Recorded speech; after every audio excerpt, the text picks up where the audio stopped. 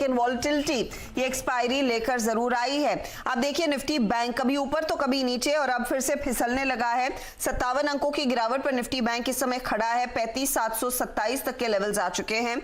दूसरी तरफ निफ्टी 15,100 को होल्ड करने में कामयाब। एडवांस डिक्लाइन रेशियो पॉजिटिव दिखेगा। भले ही आज मिड कैप इंडेक्स में रनअवे रैली नहीं हो, लेकिन इंडिविजुअल परफॉर्मर्स हैं आज के ट्रेड में, जिसका फायदा आपको एडवांस डिक्लाइन रेशियो में जरूर दिख रहा है। फटाफट आपके लिए बड़ी बातें हाजिर करते हैं। एक्सपायरी का दिन तो जाहिर तौर पर वॉलेटिलिटी देखने को मिल रही है और यह है निफ्टी का हाल जो 15,100 के ऊपर अब टिक पाने में कामयाब है। निफ्टी बैंक ऊपरी लेवल से 300 अंक फिसला जरूर है। आज के सत्र में टेलीकॉम, मेटल, एफएमसीजी शेयरों में खरीदारी हो रही है। मिड कैप में इंडेक्स 27 पॉइंट ऊपर है और आज ऑटो एंसिलरी, केमिकल शेयरों में चमक देखने को मिली है। एनबीएसई शेयरों में भी हमने देखा है थोड़ा बहुत एक्शन देखा जा रहा है। तो ये फिलहाल ओवरऑल मार्केट की स्थिति आपके सामने। चलिए अब हमारे दोनों ही जानकारों को जोड़ेंगे, जो है गाबा साहब और साथ ही साथ संजीव भसीन साहब। उनसे पूछेंगे कि आज की वॉलेटिलिटी में ट्रेड क्या बनता है। गाबा साहब, 15,100 को होल्ड करने में कामयाब निफ्टी, ट्रेड का मौका है क्या इस समय इंडेक्स में? बैंक निफ्टी में तो नहीं है।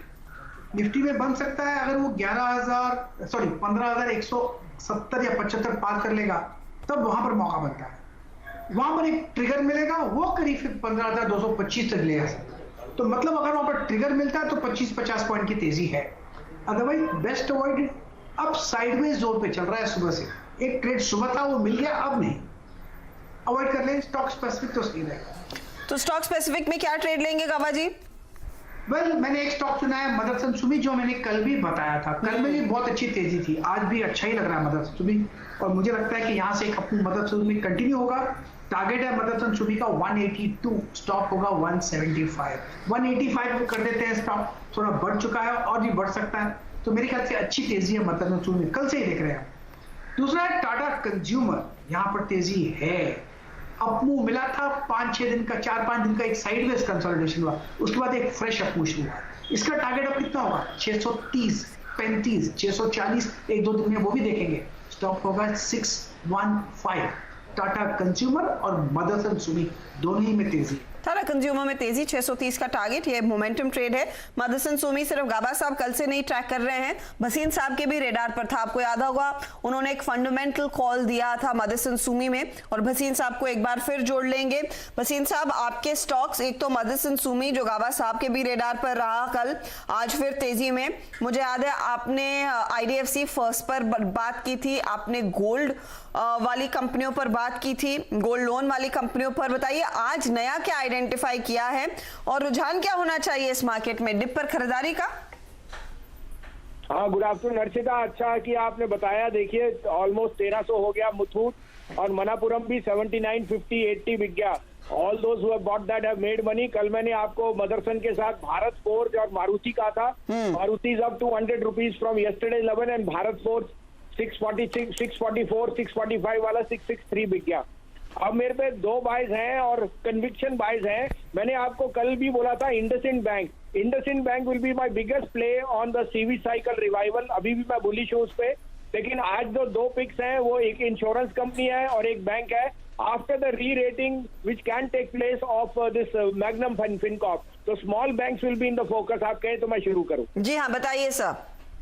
तो आई थिंक बंधन has gone through all the problems जो थे उसने डिस्क्लोज भी कर दिया कि आसाम की वजह से 7% ग्रॉस एनपीए में था।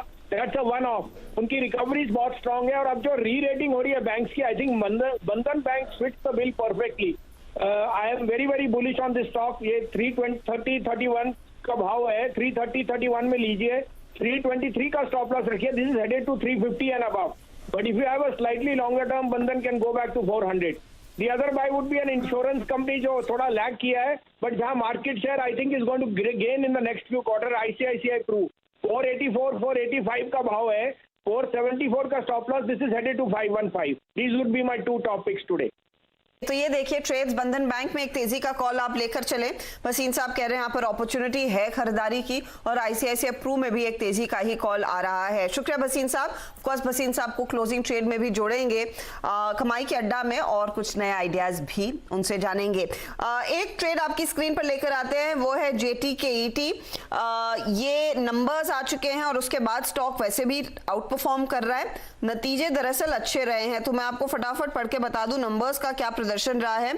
प्रॉफिट करीब 16 करोड़ पर आया। पिछले साल इसी तिमाही में ये 5.5 करोड़ पर था। कंसोलिडेटेड बेसिस पर रेवेन्यू में करीब 19% तक का इजाफा देखने को मिला है। JTEKT की मैं बात करूं, डायरेक्टर साहब वो स्क्रीन पर लेकर आइएगा। 434 का रेवेन्यू का आंकड़ा, एबिटा में 51% तक की ग्रोथ और मार्जिन में 10.5% का आंकड़ा, वो स्टॉक फिर से स्पाइक करा, आज परफॉर्मर्स में शामिल है। और बाकी मिड कैप कंपनियां देखें तो इस कंपनी की तरह बाकी ऑटो एंसिलरी स्टॉक्स में भी खरीदारी देखने को मिल रही है। मदरसन सुमी तो गाबा साहब ने हमारे लिए पहले ही आइडेंटिफाई कर दिया है। दूसरे गेनर्स और लूजर्स आपकी स्क्रीन पर लेकर आते हैं जहां पर एक्शन देखने को मिला है। तो देखिए JTEKT जो नंबर्स आए 3% ऊपर, मदरसन सुमी में खरीदारी, सुप्रजीत आज 6% ऊपर, और ऑफ कोर्स मिंडा कॉप में भी 1.5% तक की तेजी देखने को मिली है। तो ये इनफैक्ट एक पैक जो आउट परफॉर्म कर रहा है। इसी के साथ ऑटो एंसिलरी के साथ केमिकल स्टॉक्स भी है जो तेजी में है। BASF, दीपक नाइट्रेट, तिरुमलाई, नवीन फ्लोरीन, ये आज के परफॉर्मर्स, और वॉल्यूम एक्शन इन सभी काउंटर्स में अच्छा। FMCG काउंटर्स की भी बात कर लीजिए, टाटा कंज्यूमर 2.5% ऊपर, तो वरुण बेवरेजेस में काफी दिनों बाद तेजी देखने को मिली। प्रॉक्टर एंड गैम्बल, डाबर जैसे स्टॉक्स में भी खरीदारी ही देखी गई है आज। कुछ और गेनर्स आपकी स्क्रीन पर आएंगे। अंबर एंटरप्राइजेस में एक बहुत तगड़ा स्पाइक देखा गया था कुछ समय पहले, 6% ऊपर था, अब 4% ऊपर। MGL, L&T finance, Info Edge जैसे काउंटर्स हम देख रहे हैं जोर पकड़ रहे हैं। और लूजिंग एंड पर क्या है, NMDC, बाटा, अपोलो टायर्स, BEL, यहां पर कुछ मुनाफा वसूली। आगे बढ़े उससे पहले गाबा साहब, मदरसन सुमी पर तो आपका एक बाय कॉल है। ये JTEKT पर भी एक नजर डाल लीजिए। नंबर्स अच्छे, 3% ऊपर है। चार्ट्स पर क्या रिफ्लेक्ट हो रहा है? एग्रेसिव बाय है, लेकिन बाय बनता है। काफी हद तक 3-4-5 दिन का स्लोडाउन हुआ, उसके बाद 10-12 दिन से साइडवेज कंसोलिडेशन देख रहे हैं। JTEKT में खरीदने की जगह अच्छी है, 90 के नीचे का स्टॉप होना चाहिए, भी 89। मुझे लगता है ये 100 तक जाएगा, थोड़ा वक्त देना पड़ेगा। ये ऐसा स्टॉक है, चल जाता है तो एक ही दिन में चल जाता है, और ना चले तो 2-4 दिन लगेंगे, लेकिन जगह खरीदने की अच्छी है। JTEKT इंडिया पहले सोना कोयो के नाम से जानी जाती थी ये कंपनी, अब जापानीज प्रोमोटर्स हैं और स्टॉक पे मोमेंटम अच्छा। गाबा साहब, एक और स्टॉक L&T फाइनेंशियल होल्डिंग 3.5% ऊपर, एवरेज वॉल्यूम के 1 गुना से ज्यादा का ट्रेड, क्या मौका है? वैसे पूरे हफ्ते एक्टिव रहा है L&T फाइनेंस। इनफैक्ट मेरा शॉर्ट लिस्ट था, लेकिन मुझे 2 देना था, इसलिए थर्ड स्टॉक ये बना हुआ था। L&T finance up move on है, 91 का एक स्टॉप लगा देना चाहिए, और थोड़ा वक्त दीजिए, 1-2 दिन 3 दिन, 100 तक चला जाएगा, फिर 103 भी पॉसिबल है, लेकिन 100 तक तो डेफिनेट नजर आता है। अगर हाई टाइम फ्रेम बेसिस पे देखें तो फिर 110 भी नजर आता है। लेने की जगह भी अच्छी है, ले लेना चाहिए।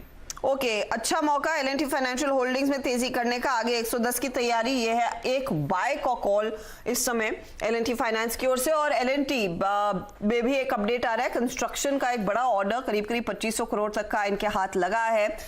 वो फिलहाल आपके सामने स्टॉक आज फ्लैट है। चलिए नंबर्स पर फोकस करते हैं। आज कई ऐसे कंपनियों के नतीजे आए जिसको देख बाजार थोड़ा सा मुनाफा वसूली दिखा रहा है, स्पेशली बाटा जैसे काउंटर्स देखें, लेकिन कल नजरें किस पर रहेंगी? Apollo hospital, Glenmark, in fact list लंबी है, वोल्टास जैसी कंपनियों के भी नंबर्स आ रहे हैं। सुमित हमारे साथ जुड़ गए हैं बताने के लिए कि वो कौन से नंबर्स ट्रैक कर रहे हैं और क्या एक्सपेक्टेड है। सुमित, 950 कंपनियों का नंबर आने वाले हैं, जिसमें सिर्फ एक निफ्टी कंपनी है ग्रासिम। बाकी सभी कंपनीज जो है या तो मिड कैप स्पेस से हैं, स्मॉल कैप स्पेस से, जहां पर नंबर्स आने वाले हैं। सब में से कुछ जो नाम मेरे सामने है, उसमें एक नाम है ग्लेनमार्क का और दूसरा नाम है अपोलो हॉस्पिटल का। पहला, अगर हम ग्लेनमार्क के नंबर्स की बात करें तो ये YOY और सीक्वेंशियल दोनों ही बेसिस पे अच्छे नंबर्स का अनुमान मार्केट मान के चल रहा है। 2824 करोड़ रुपए करीब इनके रेवेन्यू रहेंगे, 3% बढ़ेगा। पैट 249-250 करोड़ रुपए, 31% का एक जंप मुनाफे में भी देखने को मिल सकता है। और साथ ही साथ EBITDA फ्रंट पर, मार्जिन फ्रंट पर भी कंपनी के नंबर्स जो है वो बेटर साइड पे ही बाजार मान के चल रहा है। लास्ट क्वार्टर में इनके लिए एक मेजर इंपैक्ट करके गया था US बिजनेस, इस बार ही वहीं से ही ग्रोथ आने का अनुमान बाजार मान के चल रहा है। YOY बेसिस पे डिक्लाइन से एक रिकवरी, शार्प रिकवरी वहां पर आएगी और करीब पिछले साल 11% डिक्लाइन था, लेकिन तिमाही आधार पे 3 से 4% के आसपास की बढ़त यहां पर मान के चल रहे हैं। इसीलिए मार्जिन पे एक इंपैक्ट है कि वहां पर अच्छे मार्जिन प्रोडक्ट्स की सेल कंपनी ज्यादा करती है। एक अच्छे नंबर्स उधर से भी हैं और गोइंग फॉरवर्ड जो डोमेस्टिक बिजनेस है और बाकी एरिया के बिजनेस है वहां से भी अच्छे नंबर आने का अनुमान है। भारतीय कारोबारी ग्रोथ करीब करीब 17% के आसपास बढ़ने का अनुमान इस तिमाही के अंदर लगाया जा रहा है। दूसरी साइड अपोलो हॉस्पिटल के नंबर्स में वैसे तो आपको YOY बेसिस पे नंबर वीक दिखाई पड़ेंगे। रेवेन्यू फ्रंट पर भी करीब करीब 2% की एक बढ़त है और मुनाफा करीब करीब 1% बढ़ने का अनुमान, सबड्यूड नंबर दिखेंगे। मार्जिन फ्रंट पर भी और एबिटा फ्रंट पर भी बहुत ज्यादा फायरवर्क नहीं दिखेगा, लेकिन सीक्वेंशियली ये नंबर आपको बहुत अच्छे दिखाई पड़ेंगे क्योंकि तिमाही आधार से ये नंबर ज्यादा सुधरने का अनुमान है। इस क्वार्टर के अंदर करीब करीब 65% की ऑक्यूपेंसी की बातचीत है इस बारी, जो पिछली तिमाही में 56% के आसपास थी, तो वहां से एक अपटिक आता हुआ दिखाई पड़ेगा। नॉन कोविड बिजनेस जो है वो इनके लिए अच्छा करेगा। फार्मेसी कारोबार में, डायग्नोस्टिक कारोबार में यहां से भी एक अच्छी अपटिक इस क्वार्टर के अंदर लगाया जा रहा है और साथ ही साथ डिजिटल बिजनेस जो है कंपनी के लिए वो भी इस बारी और एक अच्छा थ्रस्ट कंपनी को दे सकता है। तो ओवरऑल अपोलो हॉस्पिटल के नंबर सीक्वेंशियल बेसिस पे अच्छे दिखेंगे और ग्लेनमार्क के नंबर YOY सीक्वेंशियल दोनों आधार पर बेहतर आ सकते हैं। ओके, तो ग्लेनमार्क और अपोलो दोनों पर नजरें रहेंगी। शुक्रिया सुमित इस अपडेट के लिए। लेकिन जैसे सुमित कह रहे हैं, कल का दिन काफी एक्शन वाला रहेगा। हर सेकंड में शायद एक कंपनी अपने नतीजे पेश करेगी। 950 कंपनियां अपने तिमाही नतीजे पेश करने वाली है। इस बीच एफिल इंडिया, अंबर एंटरप्राइजेस दोनों का चार्ट चेक ले लेंगे क्योंकि दोनों ऑल टाइम हाई पर ट्रेड कर रहे हैं। यही नहीं, मिंडा इंडस्ट्रीज हो, बजाज इलेक्ट्रिकल हो, डिक्सन हो, ये सब ऑल टाइम हाई पर हैं। गावा साहब, अंबर के लिए क्या संकेत बन रहे हैं? एफिल तो 10% के अपर सर्किट पर आ गया तो इसको छोड़ देते हैं, लेकिन अंबर क्या संकेत दे रहा है? बस बाय मोड पर है, हायर टाइम फ्रेम बेसिस पर अप मूव ऑन है और 3000 का पार भी कर लिया तो 3000 के नीचे एक स्टॉप होना चाहिए, बस ले लेना चाहिए। शायद 3300 3400 नजर आता है, लेकिन 3300 एक रीजनेबल रहेगा अंबर पर। ओके, तो 3300 की तैयारी अंबर एंटरप्राइजेस कर रहा है, 4% ऊपर फिलहाल ये स्टॉक का। कई ऐसे स्टॉक्स हैं जहां पर मोमेंटम है, उनकी बात करेंगे जरूर, लेकिन निफ्टी बैंक आपकी स्क्रीन पर लेकर आते हैं क्योंकि 35600 के नीचे दरअसल ये फिसल चुका है।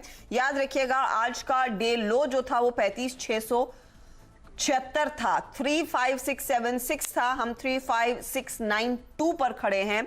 तो देखना है कि उन लेवल्स को होल्ड करता है या फिर उसको टेस्ट करता है। लेंगे एक ब्रेक के बाद कुछ और स्टॉक्स पर नजरें रहेंगी। बने रहिए CNBC आवाज पर।